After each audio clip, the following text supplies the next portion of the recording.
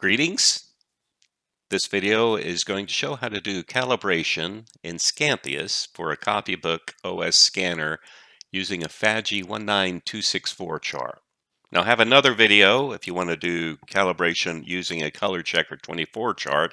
This is for the FADGI chart. Now we're going to be doing calibration from scratch.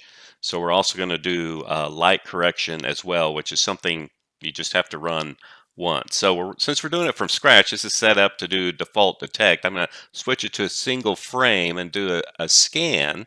And this is a warning message that comes up if your system is not calibrated. It checks the camera settings and detects whether it doesn't have any changes to it and lets you know that, hey, you need to do calibration. So if you see this come up when you're getting ready to scan a book, you need to go into calibration and run it. So this nag window will appear for every scan unless you disable it, which I wouldn't do unless you're doing some kind of diagnostic scans. Otherwise, go ahead and calibrate. Now, there are all these patches on the color chart here, but for calibration, we're only going to look at two patches. There's a white patch labeled E7 that it's going to look at right there, and then a black patch labeled J11. Each of these patches has a unique color combination, and each chart is unique in itself because the colors on each one are different. So what they did is they created a database based upon a unique serial number in that QR code there, that the database can be loaded and it knows what colors each of the patches should be. So calibration will read that file and then make the white and black patches hit those target values for it. Calibration is part of the cameras expander.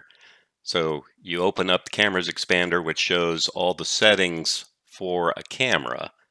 And then at the top, you can open up a calibration expander to go into calibration mode.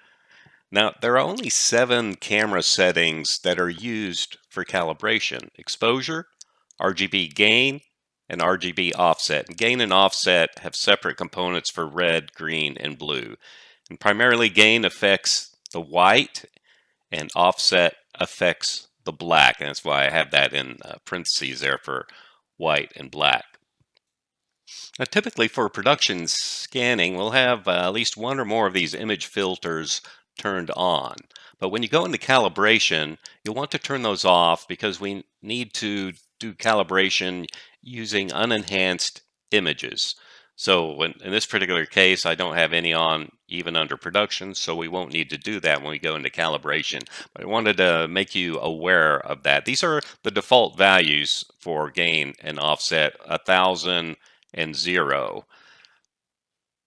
Now you open up the calibration window, and what happens is it keeps the camera settings there, but opens up a calibration area and pushes the camera settings down.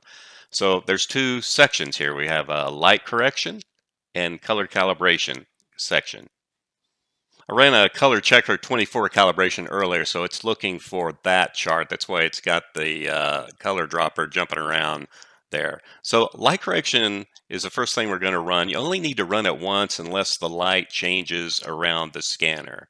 And you use the large white sheet that comes with the scanner. You can see kind of shadows around the edge there and the hot spot in the middle. I'm going to lower down exposure. You'll see exposure going down makes it darker. Exposure going up makes it lighter. So you can see you can go all the way down to exposure 1, and it's black. We'll bump it up some so to kind of highlight these shadowy areas. There's usually a hot spot kind of in the center or across the middle if it's not light corrected. Whenever you run light correction, it automatically resets the camera settings. These are the default values for gain and offset, 1000 and 0. So anytime you run light correction, you must run a color calibration afterwards because it resets things. So I've kicked off light correction here. It prompts you to put the white paper down. The first thing it does, it finds the brightest and the darkest spot in the scan area. And what it does for light correction is first adjust the center spot so that each of the RGB values are 245 or below. and then it launches the light correction algorithm. And you can see in this little window, this log window is both for light correction and color calibration. It shows what it does for each step. It adjusts the exposure, and then if it's at the point where it needs to be, it'll run the algorithm for light correction. So I'm going to keep the piece of paper up here for now so you can see the difference. So here I have a nice smooth image across the board. That is a good light corrected image for you. So light correction, because it uses two color droppers, automatically puts you into a user-defined calibration mode. And what that means is it creates two droppers. By default, it looks for a light and a dark area, but when light correction is over, it just leaves them there. And you can actually use these droppers to do a calibration by putting the droppers over the patches that you want to calibrate based on, but you have to define a manual target value for them. So that's one option, but fortunately, in this case, we have a specific calibration mode that uses this chart.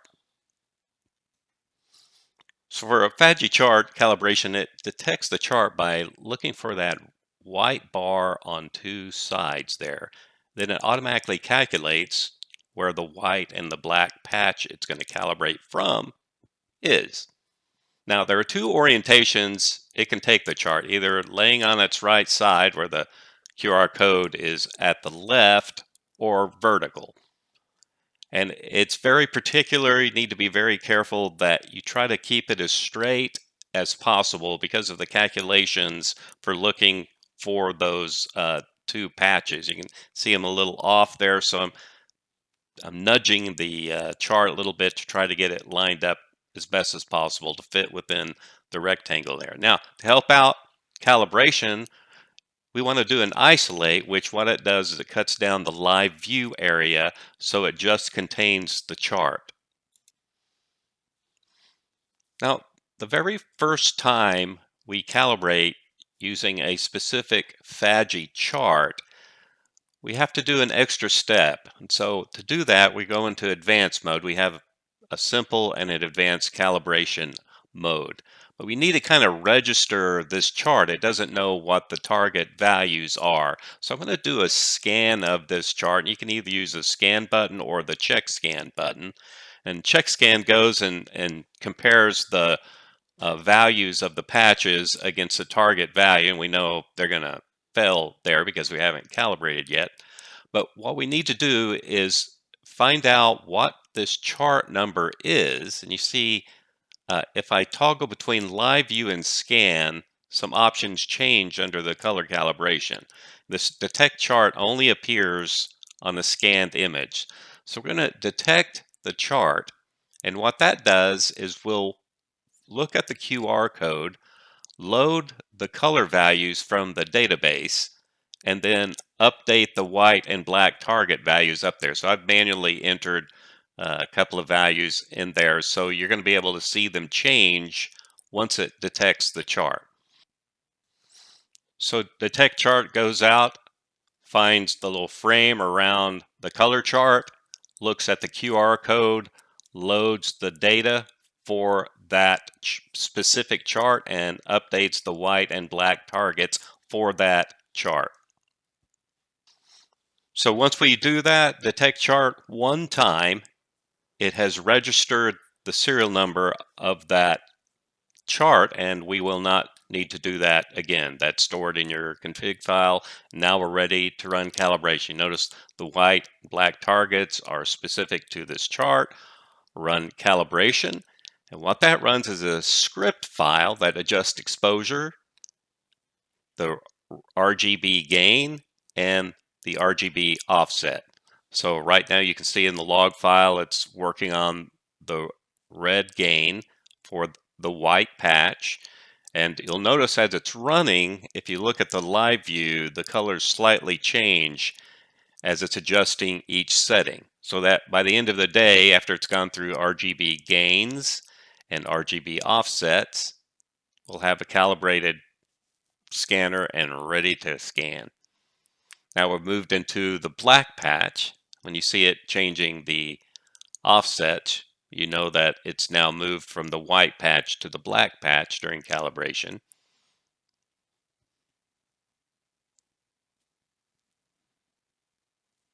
Now, these values in the live view are not accurate because you have to look at a scanned image to have accurate colors.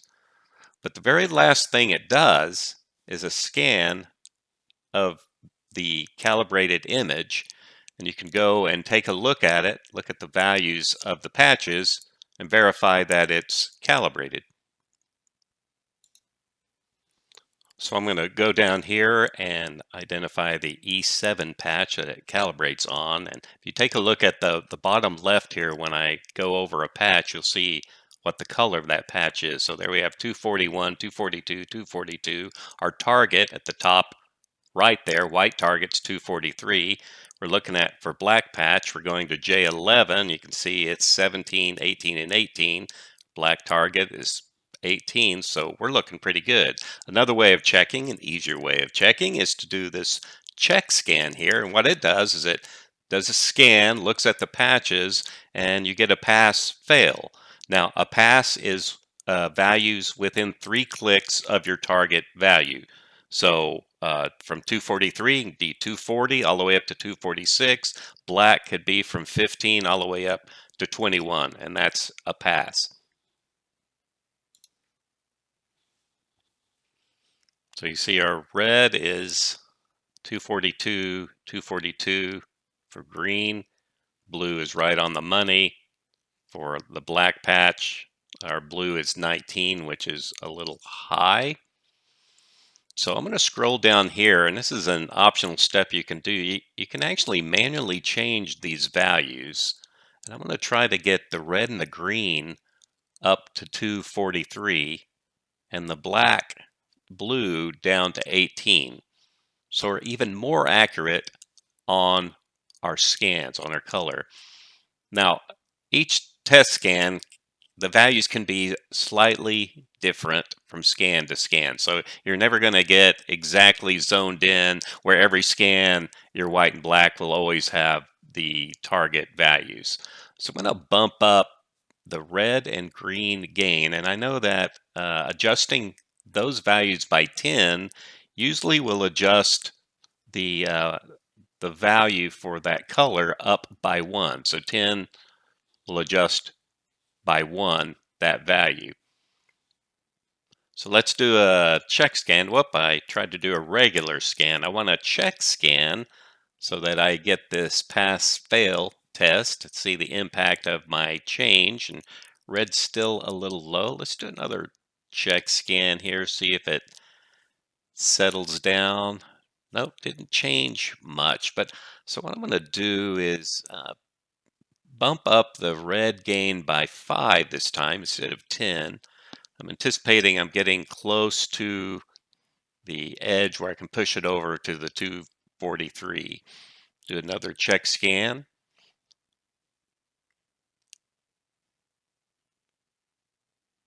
That one comes in right on the money, but you can see every time you do a scan, there's a slightly different value there. So I'm within 1 on either side on all these values. So I'm going to leave it at that because you can see you can spend a lot of time tweaking and get frustrated because you kind of go in a circular path. But that's an option that you can do to get an even better calibration. So we went through a calibration from scratch, which included light correction, which included detect chart, which loaded up our white and black target values for the specific FADGI chart, and color calibration. So light correction, detect chart, only need to run once. Color calibration is a process you want to run fairly often. So now when we exit calibration, it prompts if you want to save your settings to a default configuration. That answer is yes, because the benefit of that is from now on, whenever you do a new config, it will load those default settings in that you defined, and those default settings give you a calibrated camera. So your gain, exposure, offset are all set. Otherwise, you'll use an internal default which will not give you a calibrated camera.